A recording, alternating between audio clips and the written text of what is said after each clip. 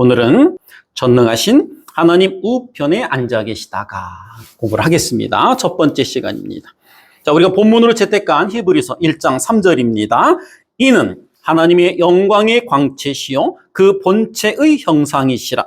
그의 능력의 말씀으로 만물을 붙드시며 죄를 정결케 하는 일을 하시고 높은 곳에 계신 우염의 우편에 앉으셨느니라. 아멘.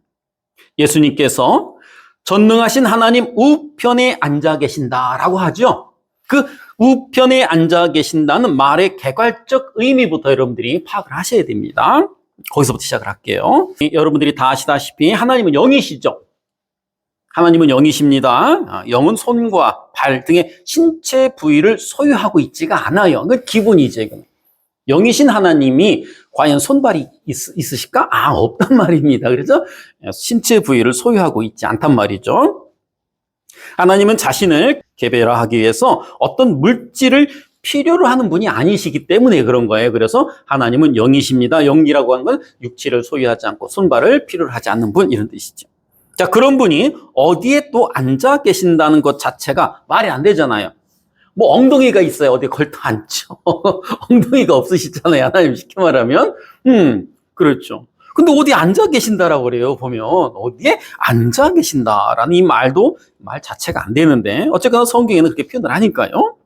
그럼에도 성경에 하나님께서 어딘가 이렇게 앉아 계신다는 표현이 많이 나와요. 어디 이렇게 앉아 계신다는 표현이 많이 등장을 합니다. 그런데 항상 그 어딘가에 앉아 계신다는 것인데 그 어디는 또 보좌예요. 어딘가에 앉아 계시는데 그 어디는 항상 보좌란 말이에요. 보좌에 늘 앉아 계세요. 여러분들이 지금 어디에 앉아 있습니까? 의자에 앉아 있죠? 그렇게 어딘가에 앉아 있는데 그 어디는 보좌라는 거예요. 자, 그것은 신인 동형론적 표현인데 하나님을 인간에 비유하여 표현을 함으로써 우리로 하여금 사태를 잘 이해할 수 있도록 하기 위한 히브리 문학의 표현 기법 중에 하나입니다. 우리 국문학에도 이런 비슷한 표현이 있죠. 의인화라는 게 있어요. 마찬가지예요. 히브리 문학 기법 중에 신인 동형론적 표현도 하나님을 우리 인간에 비유하여 표현을 함으로써 우리로 하여금, 우리 인간으로 하여금 어떤 사태를 잘 이해를 돕기 위한 하나의 문학 기법이라고 여러분들 이해하시면 돼요. 자, 예를 들어서 신체 부위가 없으신 하나님, 즉 하나님의 손, 발, 얼굴, 귀 등이 성경에 등장할 때 우리는 인간이 가진 손, 발, 얼굴 등의 정의와 개념을 동원하여 그것을 하나님의 권능과 또는 주권과 또 전지하심과 또 사랑으로 이해를 할 수 있다는 거예요. 자, 마찬가지로 하나님께서 보좌에 앉아 계신다라는 이 표현은 인간 세상의 왕이 어디에 앉아서 다스립니까? 그 자기 자리, 그 왕이 앉는 자리가 있잖아요. 그 자리에 앉아서 나라를 다스리듯이 하나님께서는 온 땅의 왕으로 세상을 다스린다라는 표현인 것이죠. 그러니까 보좌에 앉아 계신다란 말은 인간 세상의 왕이 그 왕의 자리에 앉아서 세상을 다스리는 것처럼 하나님께서도 그 보좌에 앉아서 세상을 다스리시는 이런 뜻이라는 거예요. 그러니까 보좌에 앉아 계신다라는 것은 한마디로 전능하신 하나님의 통치와 권세를 나타내는 표현이죠. 전능하신 하나님의 통치와 권세를 나타내는 것입니다. 이 정도는 우리가 알아야 되죠. 그러니까 보좌에 앉아 계신. 자, 우리가 처음 이제 우리 그 주일학교 때부터 배우는 게 이런 부분이 있잖아요. 하나님은 보좌에 앉아. 그 보좌 그러면 이제 우리 아이들이 그런 부분을 이렇게 그 개념을 못 잡고 자꾸 성장만 하죠. 주일학교, 중고등부, 대학 청년부, 그다음에 또 이렇게 장년부로 너무 이렇게 직분만 받고 신앙생활을 열심히 하지만 이런 개념들이 잡히지 않은 상태에서 세월만 흘러서 나이만 먹고 직분만 받았네. 그러니까 모든 성경의 이해가 해가 거듭되면 될수록 이해가 깊어져야 되는데 이 성경에 대한 이해는 정체, 멈춰 있어요. 주일학교에 딱 멈춰 있어, 수준에. 이게 문제인 거예요, 우리가. 자, 시편 103편 19절입니다. 여호와께서 그 보좌를 하늘에 세우시고 그 정권으로 만유를 통치하시도다. 이렇게 보좌에 앉으신 하나님은 만유를 그분의 권세로 통치하고 계심을 나타내는 표현인 거예요. 이거를 신인 동형론적 표현 이렇게 여러분들이 이해하시면 됩니다. 마찬가지로 주님이 승천하셔서 하나님 보좌 우편에 앉아 계신다라는 표현은 또한 신인 동형론적 표현인 것이죠. 우편의 또 다른 의자에 앉아 헛기침을 하면서 이런저런 명령을 하고 계신다라는 의미가 아닌 거예요. 아셨죠? 자, 예수님이 전능하신 보좌 우편에 앉아 계신다라는 말의 진의를 파악하기 위해서는 먼저 우편이 의미하는 바를 또 우리가 개념을 잡아야 돼요. 우편. 도대체 우편이 뭘까? 아셨죠? 오늘은 우편을 좀 더 집중적으로 공부를 하고 진도를 더 빼도록 할게요. 자, 우리 동양인들에게 있어서 우편은 바른 편 혹은 옳은 편을 의미해요. 그래서 고대 시대에서부터 누군가를 최고의 예우로 우대할 때 항상 왕의 우편에 자리를 내어줬어요. 항상 왕의 우편에 의자를 하나 더 갖다 놓고 거기에 앉게 했단 말이죠. 이게 최고의 예우였어요. 열왕기상 2장 19절입니다. 밧세바가 이에 아도니아를 위하여 말하려고 솔로몬 왕에게 이르니 왕이 일어나 영접하며 절한 후에 다시 그 위에 앉고 그 모친을 의하여 자리를 베풀게 하고 그 우편에 앉게 하는지라. 그 어머니가 밧세바, 어머니죠. 솔로몬의 어머니입니다. 어머니가 솔로몬 왕, 아들인 그 솔로몬 왕에게 뭔가를 이제 얘기를 하려고 찾아갔어요. 그랬더니 그 솔로몬이 자기 앉던 의자 내려와서 어머니를 영접하고 어머니를 맞이한 거죠. 어머니를 맞이하고 그 어머니를 손을 이끌어서 자기 자리 우측에다가 앉게 했다라는 그런 이야기입니다. 자, 솔로몬이 어머니 밧세바가 처소로 들어오자 왕의 신분인 자신의 우편자리를 내어드렸다라는 얘기예요. 쉽게 말하면. 그러니까 왕의 우편자리는 왕이 소유하고 있는 권능과 영예를 함께 누리는 자리를 말하는 것이죠. 왕이 누리는 권능과 영예를 함께 누리는 자리를 말하는 겁니다. 따라서 예수님께서 지금 전능하신 하나님 우편에 앉아 계신다는 이 표현은 예수님이 성육신하셔서 이 세상을 사는 동안에 겪었던 약함과 순환과 죽음의 삶의 그 대척점에서 하나님의 권능과 하나님의 영예를 회복하시고 하나님으로서 통치를 하고 계신다라는 의미인 것이죠. 자, 빌립보서 2장 9절입니다. 이러므로 하나님이 그를 지극히 높여 모든 이름 위에 뛰어난 이름을 주사 하늘에 있는 자들과 땅에 있는 자들과 땅 아래에 있는 자들로 모든 무릎을 예수의 이름에 꿇게 하시고, 바로 이 상태를 말하는 거예요. 이게 우편이 의미하는 뜻입니다.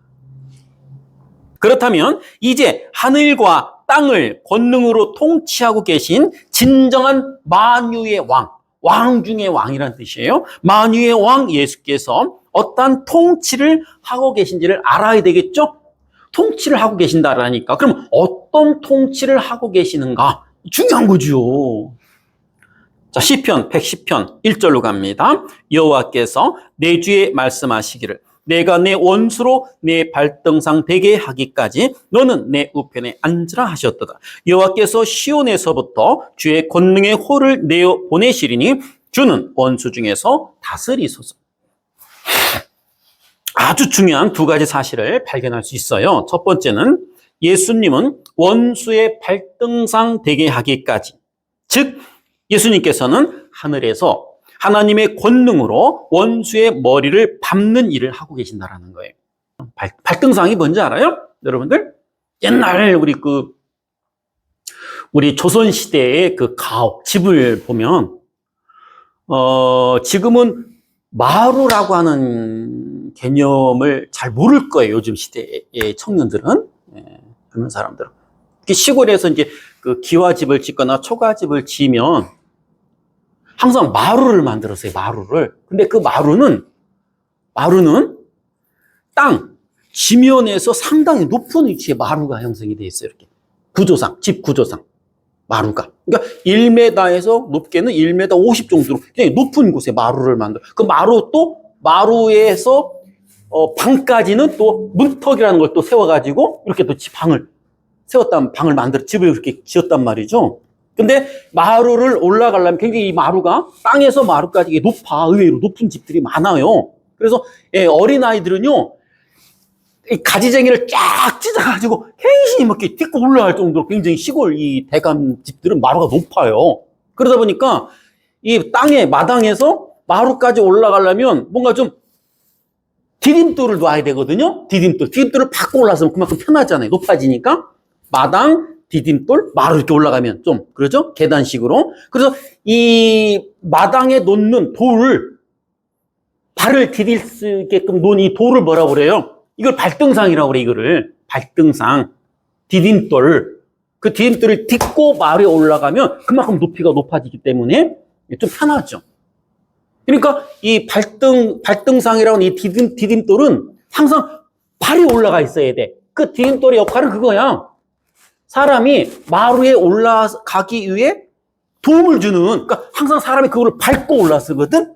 그러니까 발등상 된다는 것은 사람이 그 발등상을 밟는 거야. 디딤돌을 밟는 거야. 그러니까 발등상 되게 하기까지 이 말은, 밟는다는 뜻이에요.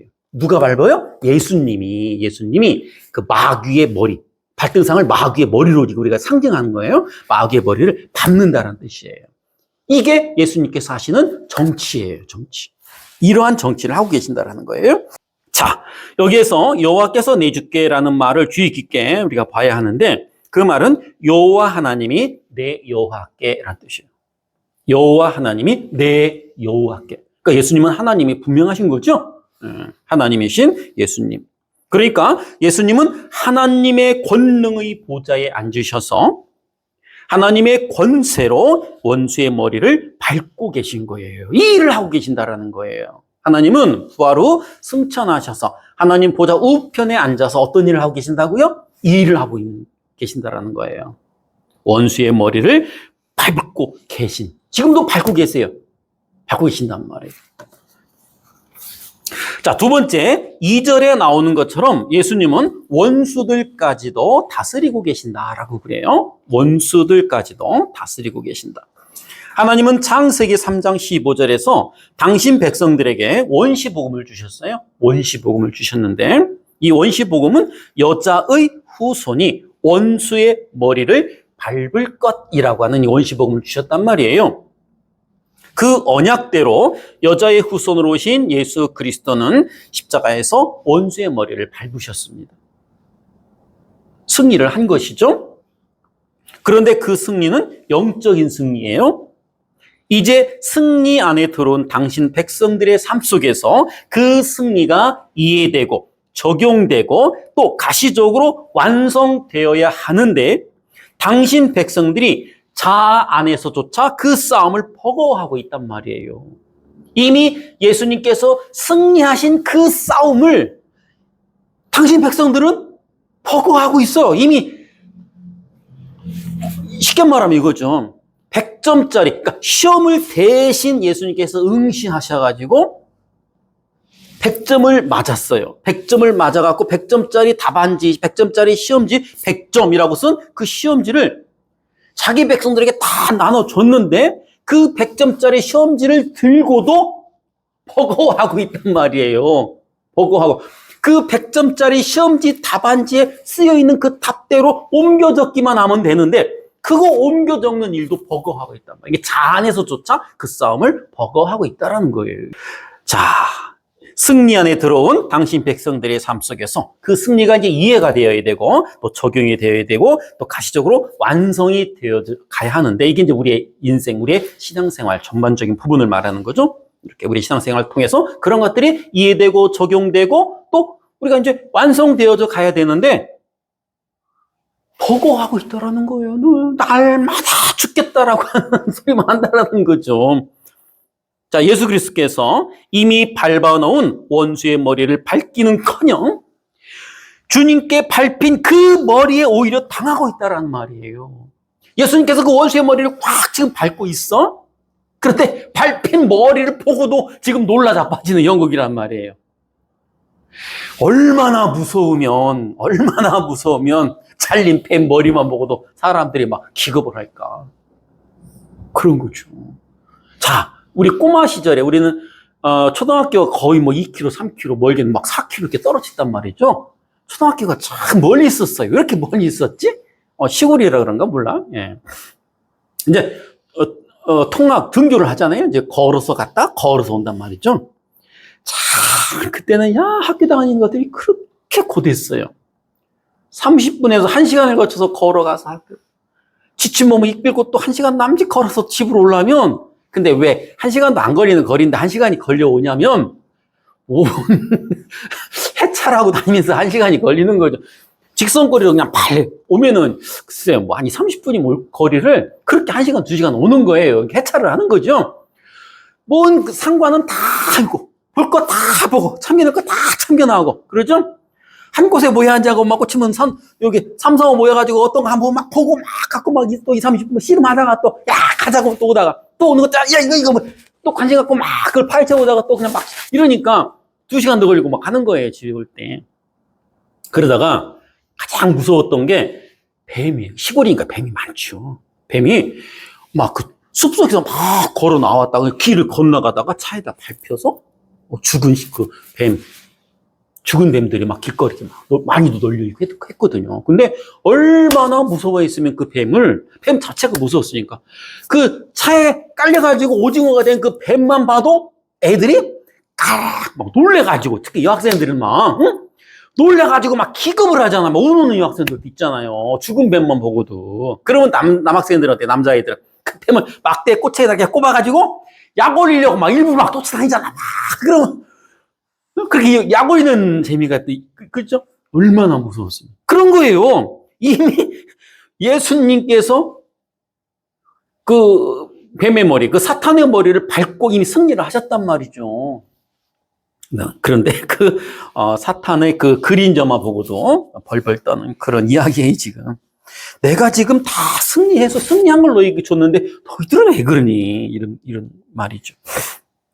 자, 오히려 예수께서 밟아놓은 원수의 머리를 밟기는커녕 주님께 밟힌 그 머리를 오히려 그 머리에 당하고 있다는 말입니다. 주님은 그 하나님의 권능의 자리에 앉으셔서 바로 그 싸움을 돕고 계신 거예요. 얘들아, 우리가 자꾸 주저앉으려고 할 때, 우리가 자꾸 허물어지려고 할 때, 우리를 자꾸 이렇게 세우시고 그 무너져 내리는 거리를 꽉 붙잡아 주시는 게 그 주님께서 하시는 일이라는 거예요. 주님께서 하시는 일. 자, 그것은 이미 죽은 머리라고, 얘들아, 복음을 믿으라고, 내가 이루어 성취한 이 일을 너희들에게 줬는데 그걸 믿으라고 주님께서 이미 이겨놓은 싸움을 제발 이해하고 받아들여 온전한 거룩으로 완성되라고 하나님의 권능으로 그 일을 돕고 계신 겁니다. 그 일을 지금 성령이 오셔서 우리 안에서 돕고 계신 거예요. 그래서 2절에 원수 중에서 다스리소서라고는 어구가 등장을 하는 겁니다. 자, 성경은 때때로 죄의 세력이 이 세상을 다스린다라는 표현을 해요. 죄의 세력이, 그래서 공중 권세 잡은 자의 세상이라고 하는 표현도 있는 겁니다. 자, 그러나 엄밀히 말하면 하늘 위 것들이나 땅 위 것들이나 모두가 예수님의 통치 아래에 있어요.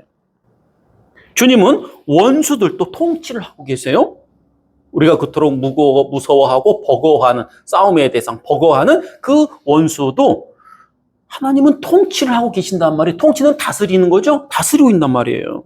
당신 백성들에게 무언가를 가르치고 싶으셔서 그들이 한시적으로 예수님이 통치 아래서 사용되고 있을 뿐이에요. 예수님의 통치 아래에서 그냥 수단과 방법으로 사용되어지고 있는 것이지, 그 마귀는 하나님도 어쩌지 못하는 막강한 힘을 가진 이런 존재가 아니라는 거예요. 마귀도, 사탄도 하나님의 통치 아래에서 당신 백성들에게 뭔가를 교훈하기 위해서 잠시 그냥 이용하고 있는 존재일 뿐인 거예요. 여러분들 무서워하지 마세요. 자, 루이스 벌고프라고 하는 유명한 신학자는 이런 말을 남겼어요. 그의 조직신학에서는 원수들까지 다스리는 하나님의 통치를 권능의 통치라고 정의를 내렸고, 또 그 중에 들어있는 하나님 백성들을 향한 특별한 통치를 은혜의 통치라고 또 정의를 내렸어요. 그래서 전자의 통치로 경륜되는 이 세상을 권능의 왕국이라고 하고, 이 권능의 왕국은 누가 다스려요? 마귀가 잠시 다스리는 거예요. 누구? 하나님의 통치 아래에서, 하나님의, 쉽게 말하면 마귀도 하나님께서 지금 사용하고 계시는 거죠. 그리고 후자의 은혜에 의해 특별하게 경륜되는 교회를 은혜의 왕국이라. 우리는 은혜의 왕국이죠. 자, 그러니까 성도는 권능의 통치로 움직이고 있는 이 세상 속에서 특별히 은혜의 통치를 받아 원수를 밟는 자리로 성숙되고 완성되어지고 있는 거예요. 여러분들은 지금 원수의 머리를 밟고 있죠? 예수님이 원수의 머리를 지금 밟고 있단 말이죠? 그럼 우리 또한 예수님 안에서 함께 그 원수의 머리를 밟고 있는 거예요. 근데 원수의 머리를 밟고 있다가 이 밟힌 이 원수가 갑자기 눈을 주걱 같은 놈이 갑자기 눈을 팍 뜨면 거기 눈 뜬 이 무기가 놀라는 거예요. 우리 가끔 한 번씩 빡 놀라잖아요. 응? 놀란단 말이죠. 그러니까 놀라지 마, 얘들아. 그를 돕고 있다라는 겁니다. 그러면 원수의 발등상이 되게 하는 것, 즉 원수의 머리를 밟는 일이 도대체 무슨 뜻인지 구체적으로 우리가 한번 살펴봐야 되겠죠. 예수님께서는 원수의 머리를 밟고 있다고 하니까 지금 부활로 승천하셔서 그 하나님 보좌 우편에서 하고 계신 일이 바로 이 일이라고 하잖아요. 원수의 머리를 밟고 계신 일, 이 일이라고 하니까 그러면 그 일이 도대체 구체적으로 어떤 일인지 우리가 알아야 되잖아요. 그냥 막연하게 원수의 머리를 밟고 있대라고만 끝나면 여기서 끝나면 설교가 완성이 안 되는 거예요. 그러니까 그 일이 도대체 어떤 일인지 설명을 해줘야 되잖아요. 여기까지 가야 된단 말이에요, 설교는. 여러분들이. 그래서 저도 거기까지 갈 거예요. 조금만 더 집중하고 들어보세요.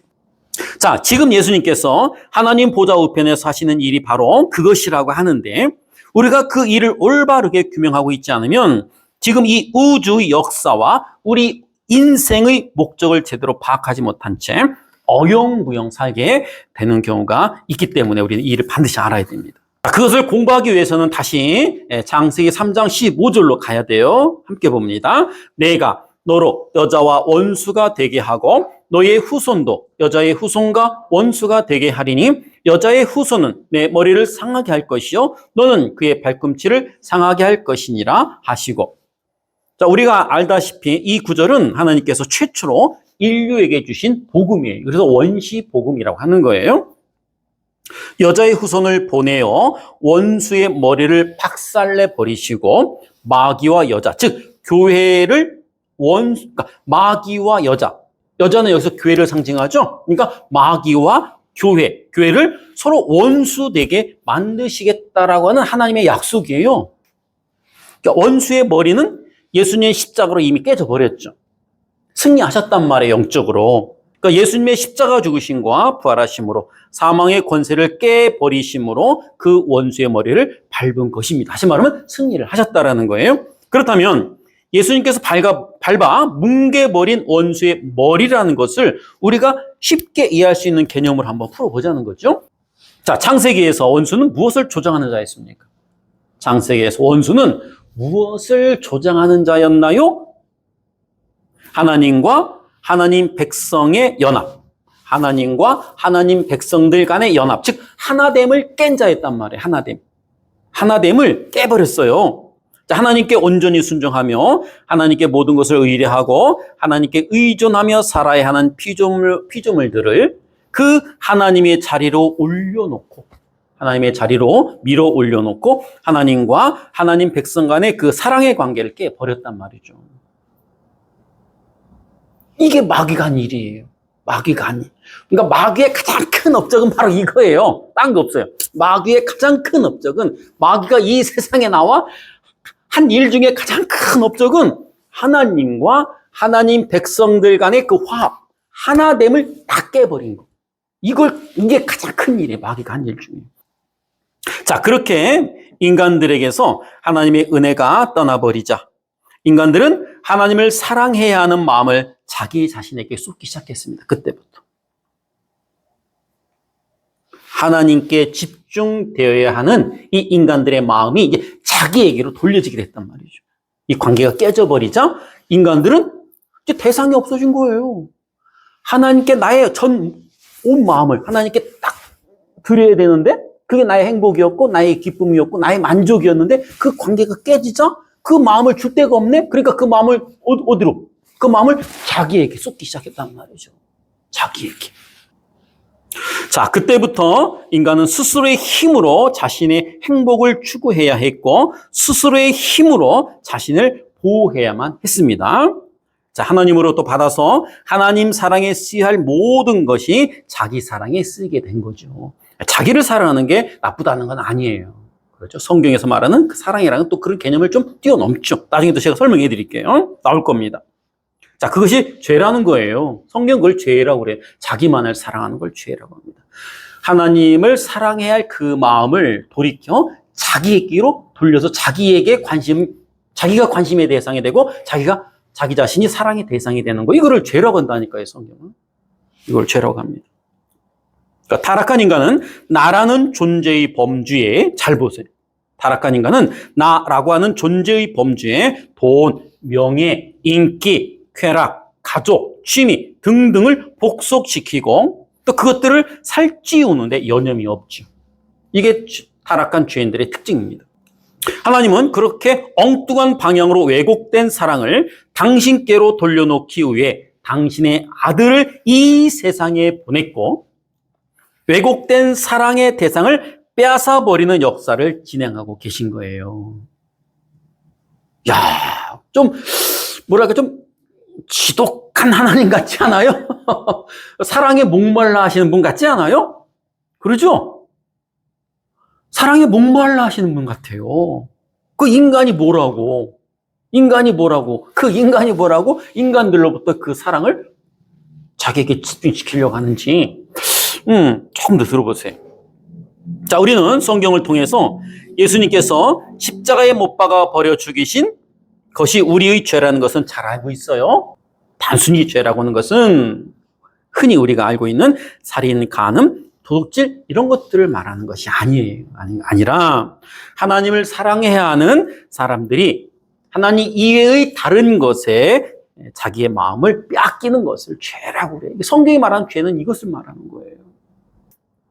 따라서 예수님께서 우리를 품어 안으시고 우리 죄가 되셔서 죽으셨다라는 것은 우리가 하나님 말고 사랑하는 것들을 다 죽여버리셨다라는 말씀인 거예요. 내가 사랑하는 것을 다 죽여버리셨다라는 거예요. 그래서 바울은 십자가를 통해서 우리가 세상에 대해서 죽고 세상이 우리에 대해서 죽었다라고 말하는 겁니다. 그것이 십자가예요. 그렇다면 예수님께서 하나님 보좌 우편에 앉으셔서 원수의 머리를 밟고 계신다는 표현은 구체적으로 무엇을 말하는 것인가? 이제 왔네, 여기까지. 그렇죠? 여기까지만 하고 마칠게요.